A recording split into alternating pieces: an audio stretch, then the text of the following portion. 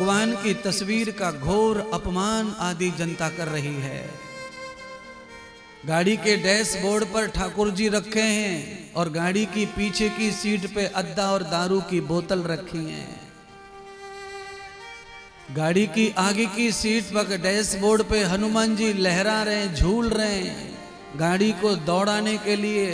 कुछ लोग हनुमान जी की दौड़ने वाली उड़ने वाली फोटो लगाते हैं गाड़ी में, बिना पेट्रोल के, जिससे चल जाए गाड़ी। हनुमान जी ले चलेंगे हनुमान जी गारंटी से। पर हनुमान जी सोच रहे हैं कि डीजल पेट्रोल न होता तो मैं ले चलता, पर इसने जो बिस्किट डाल के रखी है उसका क्या करूं पेट में। बीच बीच में डकार लेता रहता है ड्राइवर और बिस्की की बदबू निकलती मुंह से सीधे हनुमान जी को जाके टकराती डैशबोर्ड पे।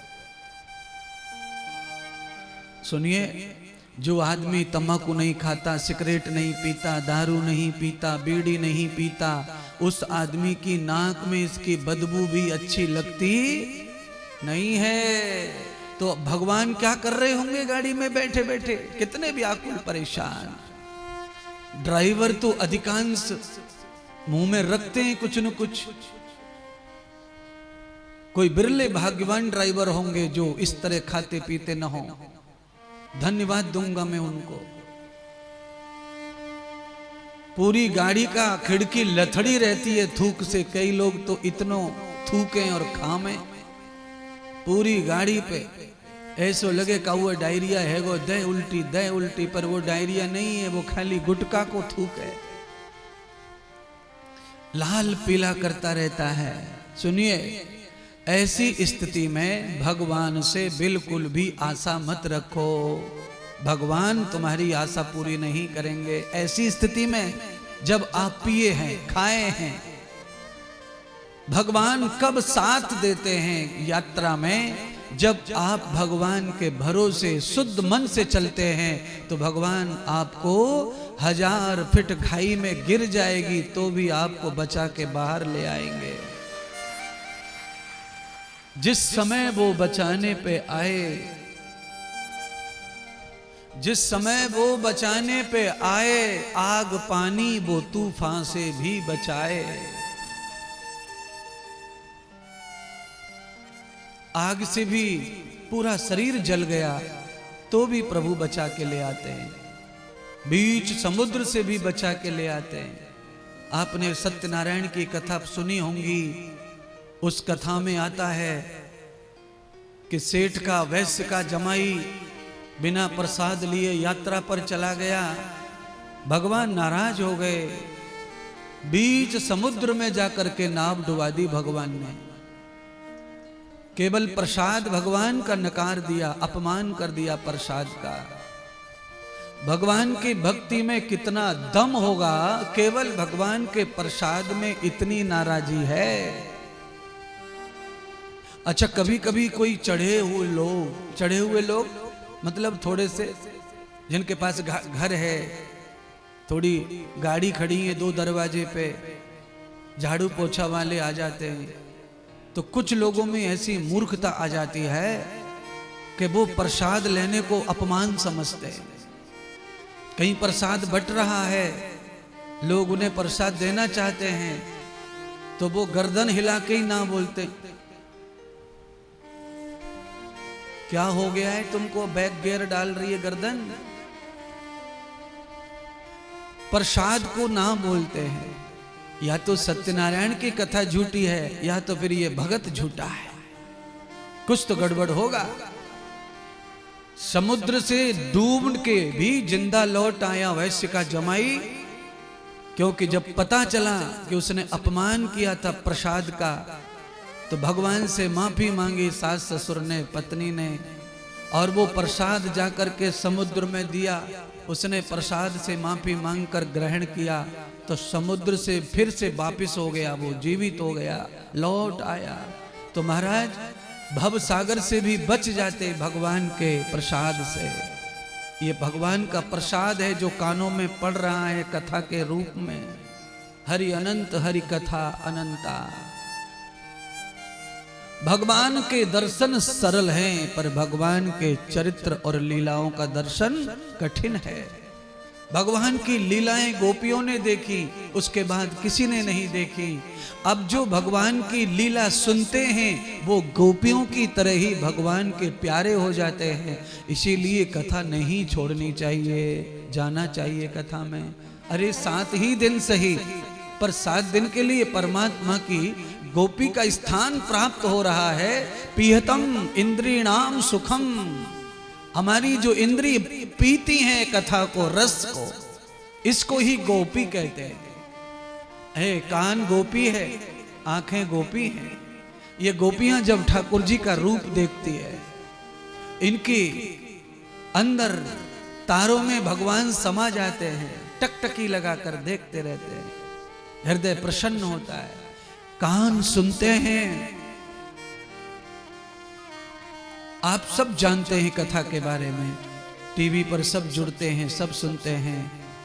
अलवर की धरती पर आपको मौका मिला साक्षात सुनने का, तो आपने कम से कम जितने भी दिन आप आए, आपको कथा में ये तो समझ में आया कि इस इंद्रदेव की कथा में, इस वाणी से जब हम भगवान की लीला सुनते हैं और उस लीला में कोई पड़ोस में थोड़ा भी बोलता है तो उसकी बोली अच्छी नहीं लगती है, क्योंकि ये कथा की बोली के आगे सारी बोलियां बेकार लगती हैं, बकवास लगती हैं। मैं यहीं से देखता रहता हूं।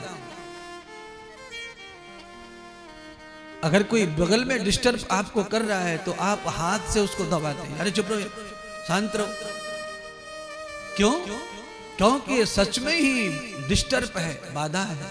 क्यों? गोपी बन गई है इंद्रियां, उनको कोई दूसरा रस नहीं चाहिए। अब 3 घंटे केवल परम रस भागवत सोम रस चाहिए। सुधा क्षुधा न विनश्यति, ऐसी कथा रस है कि समस्त क्षुधाओं का नाश कर देता है। जितने भी तृष्णाएं हमारे अंदर पैदा होती हैं, ये हो वो हो, भागवत में आए, सारा का सारी इच्छाएं अपने आप समाप्त हो जाती हैं और इस कथा का ही परम आनंद हमें लगता है और सब आनंद झूठे लगते हैं। पर जैसे ही हम लोग जाते हैं बाहर, फिर से वही खींचातानी शुरू हो जाती है। क्यों? क्योंकि कथा रूटीन में नहीं है, संसार रूटीन में है। हम संसार का उद्योग रोज करते हैं, कथा रोज नहीं करते। पर कथा का प्रभाव संसार के प्रभाव से करोड़ों गुना ज्यादा है। कथा संसार को छुड़वा देती है और खींच के लाती है, खींच के लाती है। और कथा में किसी की वाणी और पवित्र हो, मधुर हो, रसिक हो, भक्ति से, प्रेम से, अनुराग से, वैराग्य से भरी हो, तो फिर और भक्त जो है कथा में रुच जाता है। भगवान ने 2 राक्षसों का वध किया, बकासुर का, अघासुर का। तीसरा राक्षस तो और आडंबर करके बैठा, बकरे का भेष बनाकर बकरियों के झुंड में छुप कर बैठ गया और ये ही सोच रहा है कि आज मैं इन बच्चों को सींग से पेट फाड़ कर मार डालूंगा। क्योंकि बकरा जो होता है वो कामी होता है, कामी। बंदर बहुत कामी होता है, बकरा बहुत कामी होता है।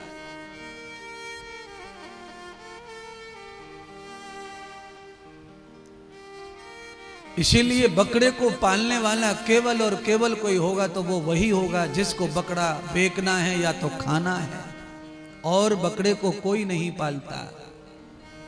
बंदर को पालने वाला वही होगा जिसको उससे कुछ कमाना धमाना है, लीला करनी है, बाकी बंदर को कोई नहीं पालता।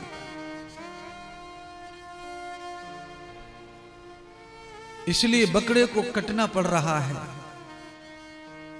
क्योंकि आदमी का काम ही उसको बंधन में डालता है। भगवान ने सोच लिया कि इसको मारना नहीं है। उसका नाम है धेनुकासुर। भागवत के आचार्य बकरे का धेनुकासुर नाम जब आया कथा के श्लोक में, तो उसका परम अर्थ किया, धेनुकासुर।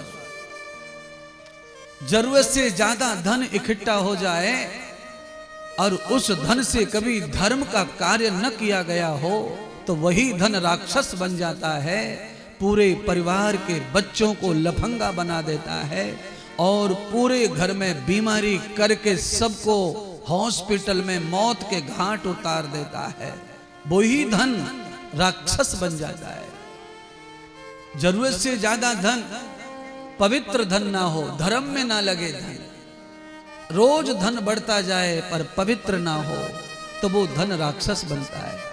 उससे औलाद नाश के पथ पर चल पड़ती है। घर में क्लेश और बीमारियां, घर में बेहद बुरी बीमारी शरीरों में लग जाती है। जब धन अपवित्र घर में आता है तो हमारे जीवन साथी बिछड़ जाते हैं और बुरी तरह से मृत्यु को प्राप्त होते हैं। इसलिए सारे करोड़ों लोग कथा सुनते हैं टीवी पर। मैं सबको कहना चाहता हूं कि सबके घर में धन जरूरत से ज्यादा ही आए, पर धन लक्ष्मी की तरह होना चाहिए, परम पवित्र भगवान की सेवा में लगने वाला।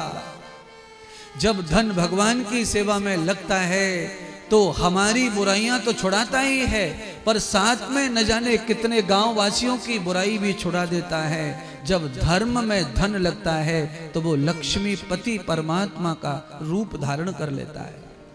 आप जिस लक्ष्मी को पूजेंगे आगे दिवाली में, तो आपको कल्पना चाहिए कि आप कितना मूर्खता कर रहे हैं, अज्ञानता कर रहे हैं। जिस धन को कमाने में आपने कोई कोर कसर नहीं छोड़ी है, पाप करने में, बेईमानी करने में, ठगी करने में, और उसी रुपए की कोई गड्डी निकालकर आप गणेश और लक्ष्मी के पास रखकर सिंदूर लगाकर आरती करके लक्ष्मी समझ के पूज रहे हो, आप कितनी गलती कर रहे हो। आपका धन लक्ष्मी के समान पवित्र हो तो दिवाली के दिन पूजो। जो धन राक्षस के समान है उसे लक्ष्मी गणेश की प्रतिमा के पास रखो मत। अपवित्र धन पवित्र नहीं कर देगा, अपवित्र कर देगा लक्ष्मी जी को भी। अच्छा बोलिए, आपके सफेद कपड़े पर स्याही छिड़क दी जाए, क्या होगा कपड़े का? आपके पवित्र घर में गंदगी फेंक दी जाए, रख दी जाए, तो मैं आपसे कहना चाहता हूं दिवाली में 100 बार लक्ष्मी का पूजन करो, रुपया का पूजन करो, सोने का पूजन करो, पर तुम्हें खुद विश्वास होना चाहिए कि मेरा धन प्योर है, पवित्र है, सत्कर्म में लगा हुआ धन है मेरा, दीन दुखियों के सेवा में लगा हुआ धन है मेरा, और मैंने कोई गलत काम नहीं किया है। तो धन को चौकी पे रखकर लक्ष्मी समझकर पूजो, वो तुम्हारी लक्ष्मी ही रहेगा और तुम्हारे घर में परमात्मा को लेके आएगा। किसी को छींक तक भी नहीं आएगी ठीक से, इतना स्वस्थ हो जाओगे आप, कोई बीमारी नहीं होगी, कोई तकलीफ नहीं होगी, कोई घर में लफंगा नहीं बनेगा, दुर्जन नहीं बनेगा। घर में कितना बुरा हाल है, बच्चे थोड़ी जवानी को पकड़ते हैं कि हाय तौबा, हाय तौबा, हाय तौबा, तौबा तौबा तौबा तौबा। घर के लोग कान पकड़ते हैं, दोबारा कभी पैदा नहीं करेंगे। ऐसी औलाद से तो हम बिना औलाद के होते, ऐसे कान पकड़ पकड़ के रोते महाराज। क्यों क्यों रोते हैं? पाप की कमाई ने हाल ही ऐसा कर डाला, बाहर से सफेद है मगर दिल से था काला।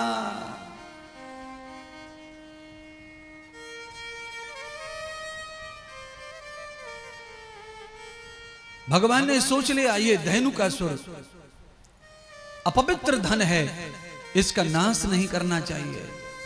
क्या करें? इसको धर्म में लगा दो, अपवित्र धन को। धर्म कहां है? तो ब्रह्मा जी को दान कर दिया भगवान ने, उठाकर फेंक दिया। ब्रह्मा को चतुर्बुद्धि, 4 बुद्धियां हैं, वेदों के जाता हैं, और उनके घर में अपार धन की कमी है, औलाद उनकी बहुत ज्यादा है, उन्हें समाज की रक्षा करनी है ब्रह्मा को। उन्होंने अपवित्र धन भगवान ने ब्रह्मा जी को दे दिया तो धन पवित्र हो गया। जिनको 4 बुद्धि है, 4 वेदों का ज्ञान है, जो यज्ञ करता है, सृष्टि रचयिता है, अगर ऐसा कोई आचार्य संत महात्मा दिखे तो आप उस धन को उनके द्वारा सेवा कार्यों में लगाकर पवित्र कर सकते हैं। ऐसा कार्य करने से कोई आपका धन कहीं चला नहीं गया है। जिन कामों के लिए धन होता है वो धन उन्हीं कामों में ही लग रहा है। केवल गाड़ी घोड़ा बंगला के लिए ही धन नहीं होता है। हमारे जीवन में इसके अलावा यज्ञ करना, दान करना, सेवा करना, राष्ट्र की रक्षा करना भी हमारा ही कर्तव्य है। ये कर्तव्य कोई सरकार का नहीं है। सरकार भी हमारे तुम्हारे धन से ही राष्ट्र के संचालन कर रही है। उस संचालन को आप भी कर सकते हैं। आप कहीं पर भी जरूरत के हिसाब से रोड बना सकते हैं, गरीबों के लिए घर बना सकते हैं, कन्यादान कर सकते हैं, वस्त्र बंटवा सकते हैं, घर घर भोजन बंटवा सकते हैं, शिक्षा बांट सकते हैं, विद्यालय खुलवा सकते हैं। लोगों के बच्चे पढ़ नहीं पा रहे गरीबी के कारण, आप उन्हें भी डॉक्टर इंजीनियर बना सकते हैं। भावी राष्ट्र का निर्माण आप कर सकते हैं। धन का बहुत सारा कार्य है जो हमें करना है। केवल हम अपना ही बढ़ोतरी करते रहें तो एक दिन वो आएगा कि धन अपने आप ही नष्ट हो जाएगा। इसीलिए लोग कहते हैं राजाओं के रजवाड़े नहीं रहे।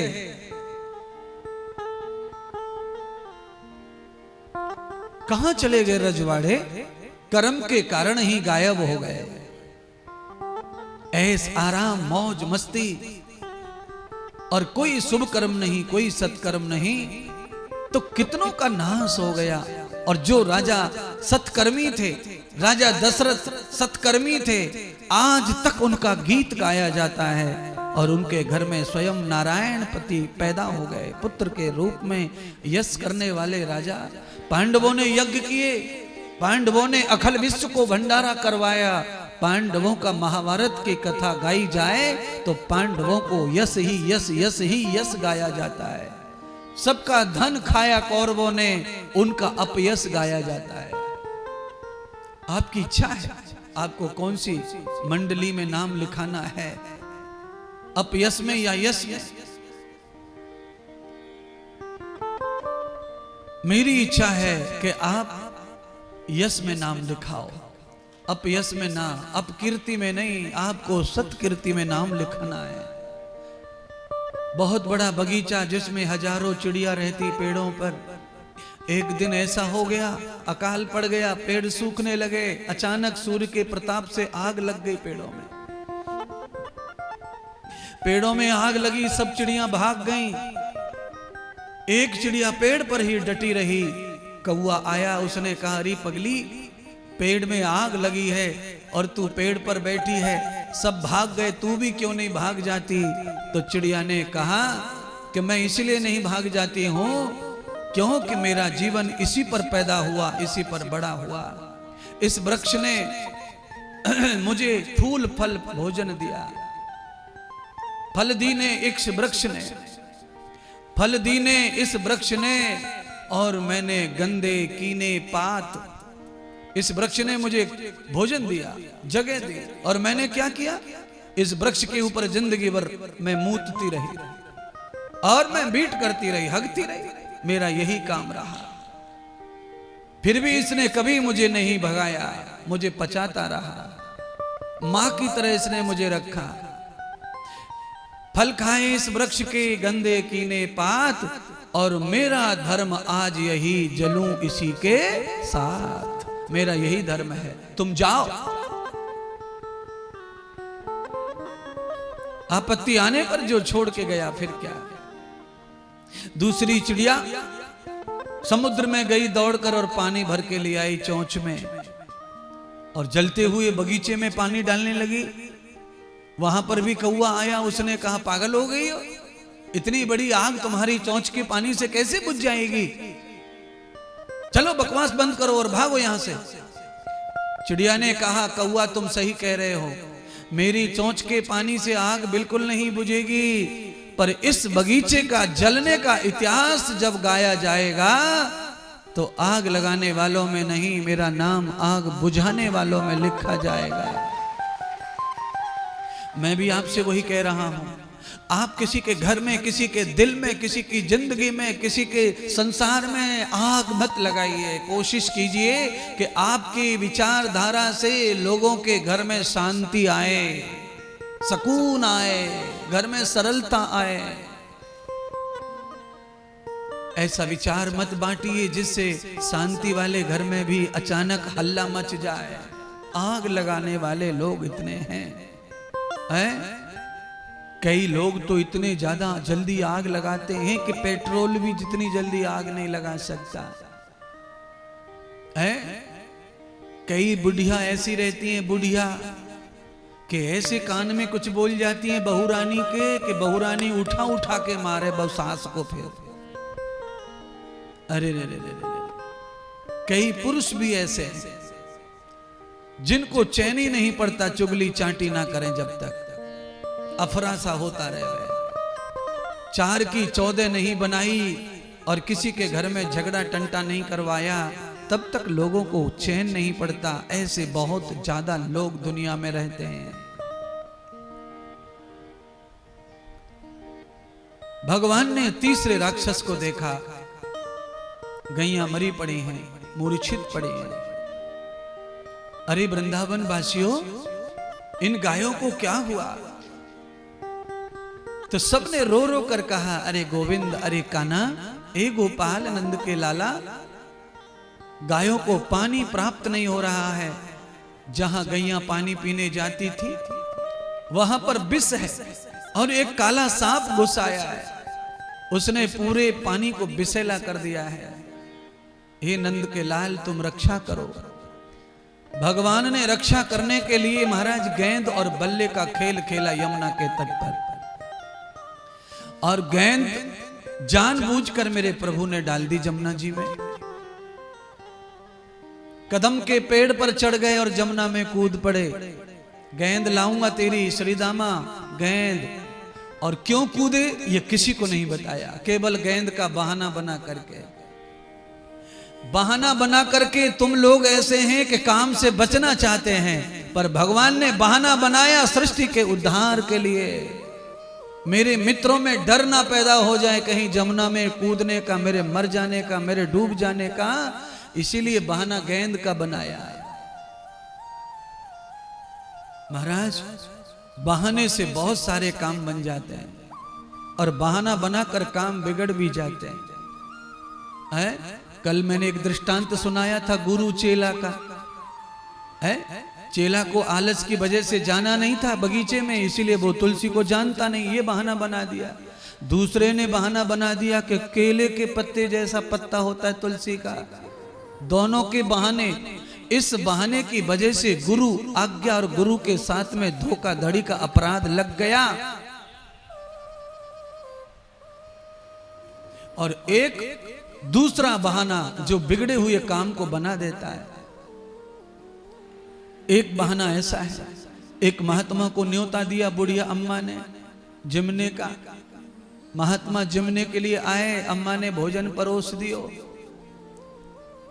भोजन परोस के महात्मा जिमने लग गए। महात्मा को सबसे ज्यादा जो पसंद चीज थी वो बनाई तो थी पर परोसी नहीं। महात्मा का बार बार दृष्टि जावे चूल्हे की तरफ रखी थी वो टोकनी जिसमें वो पसंद का सामान रखा। भूल गई बुढ़िया। बतराते बतराते बुढ़िया ने पूछ लिया, बाबा जी, गुरु जी, आप तो आए थे 10 बजे का कह के, आप तो 10:30 बजे आए, आधा घंटा लेट कैसे हो गए? महात्मा ने कहा कि अब मौका बढ़िया मिल गया, बहाने बहाने से मन की पूर्ति कर लो। महात्मा ने कहा, अरे गुड्डी क्या बताऊं, इतनो लंबो सांप, इतनो लंबो सांप। तो कहा कितनो लंबो? तो कहा मेरी थाली से लेके तेरे टोकनी रखी है पापड़ की, वहां तक लंबो, पापड़ की टोकनी तक लंबो। जैसे ही पापड़ की टोकनी का नाम आया, बुढ़िया माथा पकड़ के रोने लगी। अरे रे रे गुरुजी माफ कर दो, मैंने तो आपके लिए पापड़ बनाए थे पर मैं तो भूल गई। लो पापड़।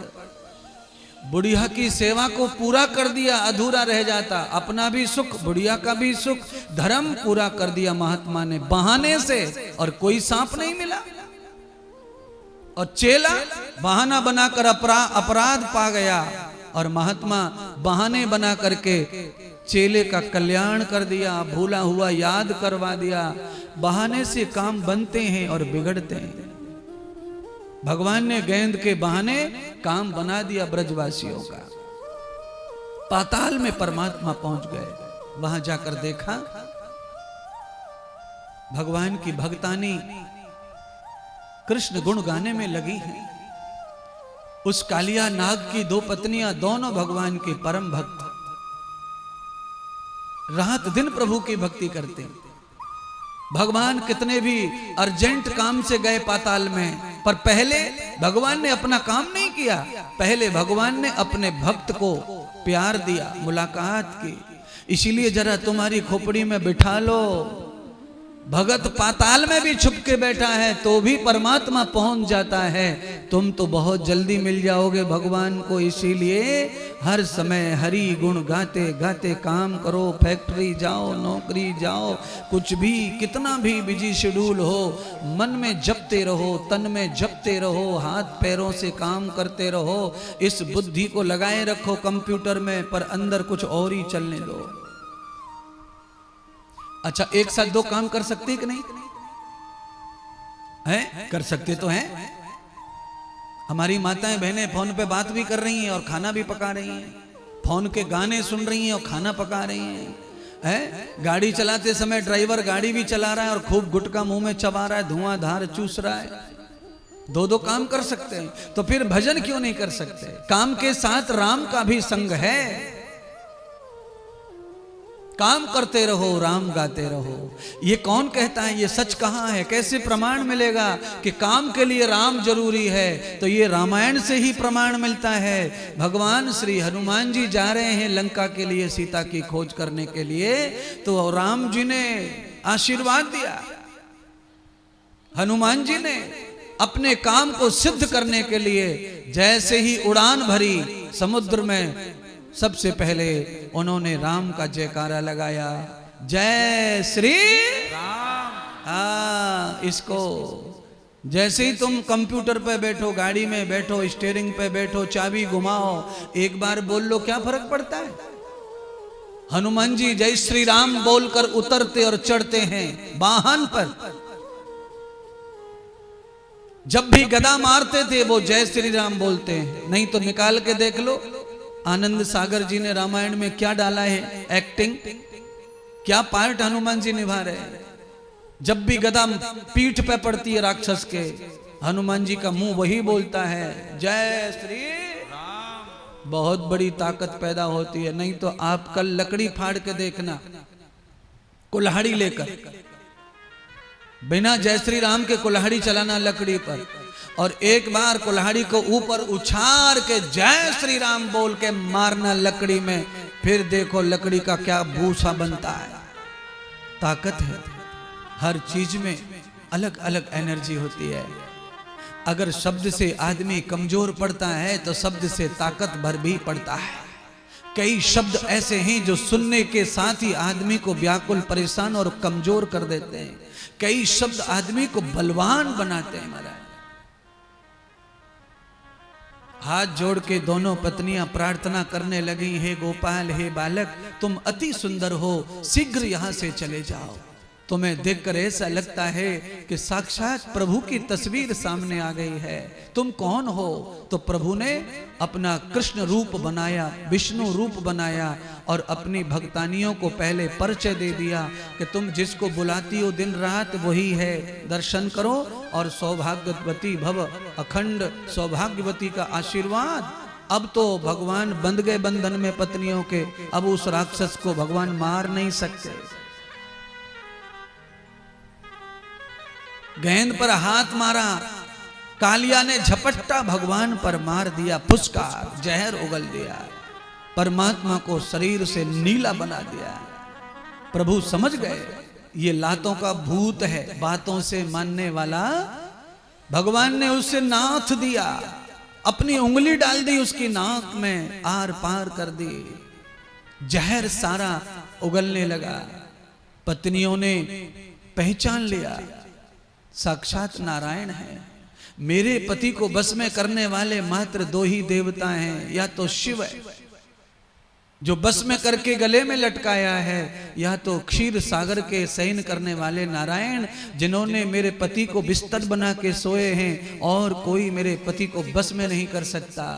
शरणागति हो गई दोनों पत्नियां फिर से। माफ कर दो, हमारे सुहाग को माफ कर दो। भगवान ने कहा चलो तुम्हारी भक्ति से प्रसन्न होकर तुम्हारे दुष्ट पति को तुम्हारे पुण्य प्रदान करता हूं और उसे जीवन देता हूं, पर मुझे लेके पाताल से पृथ्वी पर चलो और तुम यमुना और पाताल छोड़कर मद्राचल पर्वत पर जाकर वास करो, मैं तुम्हें जीवित रखता हूं। भगवान काम रूप गंध स्पर्श इन 5 विषयों के फन पर बैठ गए और वो पत्नियों सहित पृथ्वी पर आ गया। भगवान ने धरती पर आकर बीच यमुना में एक पैर पर खड़े होकर के सारे ब्रजवासियों को अपनी बांसुरी की लहरी सुनाई, धुनी सुनाई, बांसुरी का गीत सुनाया, और अपनी ही बांसुरी पर स्वयं भगवान नटवर नाचने लग गए, खुद के संगीत पर नाचने लगे। सारे ब्रज के नर नारियों ने देखा, देर से डूबे हुए थे पानी में, तो वृंदावन के संत महंत महात्मा भी जुड़ आए। अरे नंद का लाला पानी में डूब गया, पानी में डूब गया। और जब बाहर आया तो सारे महात्माओं ने लाला को देखा, बांसुरी बजा के एक पैर पर नाच रहा है। और फिर तो हद कर दी, नाचते नाचते भगवान पैर पर नहीं, पैर के अंगूठे पर खड़े हो गए। और जब भगवान अंगूठे पर खड़े हुए, दूसरे पैर को पैर में लिपटा लिया, भ्रकुटी में खड़े हो गए, त्रिपुंड बन गए। नाग के सारे जहर को शांत कर दिया। क्यों? भगवान के चरणों में अमृत है। चरणों से निकली गंगा प्यारी, जिसने सारी दुनिया तारी। जैसे ही चरण पड़े, राक्षस का विष दूर हो गया। इसलिए चरणामृत लेती है दुनिया, चरणों का जल पीते। चरणों का जल पी करके इस खोपड़ी का अहंकार और दोष मिटता है। किसी भी दिव्य आत्मा महात्मा का चरण पानी से धोकर चरणामृत पिया जाता है तो आदमी के अहंकार का नाश होता है, बुद्धि में सरलता आती है। बाहर आ गए परमात्मा। इस लीला में भगवान के और नाम रखे गए। नाग को नाथ लिया, इसलिए भगवान को नागर कहा, और नाग के फन पर भगवान ने नृत्य किया, इसलिए भगवान को नटवर कहा। और भगवान कुदकने लगे, इसलिए उनको गोविंदा कहा। नटवर नागर नंदा भजोरे मन, नटवर नागर नंदा भजोरे मन, नटवर नागर नंदा भजोरे मन। ने का आवाज ना आ रही पीछे से, नटवर नागर नंदा भजोरे मन।